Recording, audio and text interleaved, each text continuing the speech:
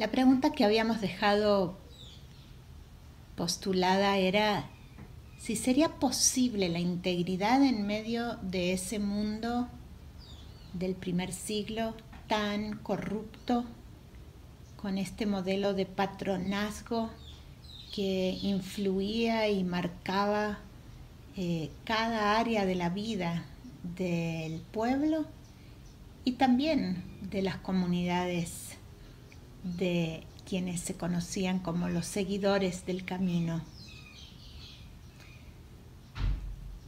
Pablo intentaba convencer a las comunidades de fe de que en el corazón de su movimiento estaba la batalla contra estos hábitos de patronazgo y privilegio en lugar del sacrificio personal y de la entrega total a Dios. Pecado, en la visión de Pablo, es la participación activa en el régimen de injusticia y de claudicación personal ante el placer de sus beneficios materiales.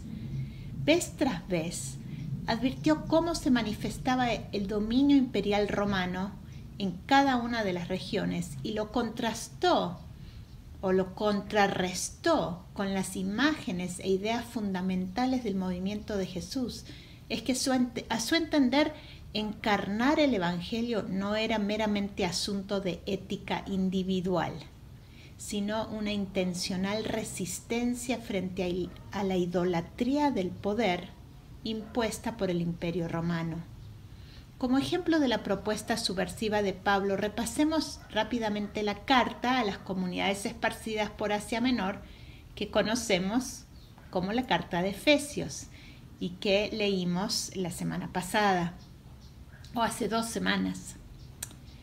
Nuevamente un repaso breve. Asia Menor era una provincia muy importante en el Imperio Romano, estaba profundamente marcada por la globalización impuesta por el imperio y los pueblos indígenas, anatolios, bitinios, misios, frigios, lidios, fueron forzados a mezclarse con griegos, persas, judíos, romanos.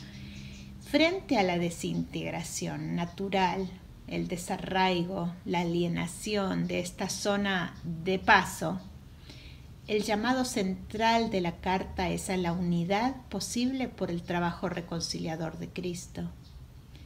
Frente a la desvalorización de los inmigrantes y el prejuicio mutuo, Pablo llama al ejercicio de los dones de cada miembro en una vida de servicio, 4:12-16.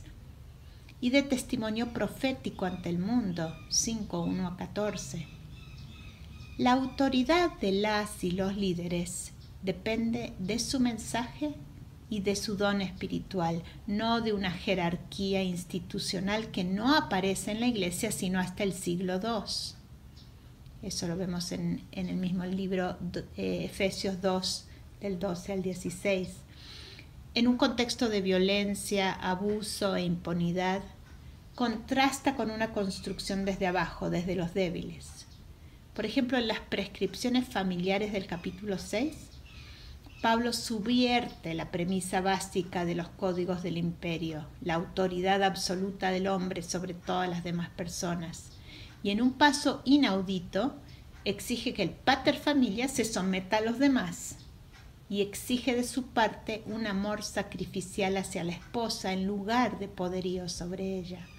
Anima a las hijas e hijos a respetar a sus padres y madres, pero contra los valores de la cultura imperante desaprueba de la disciplina excesiva que culturalmente se expresaba en abuso, abandono y aún asesinato de niños y niñas.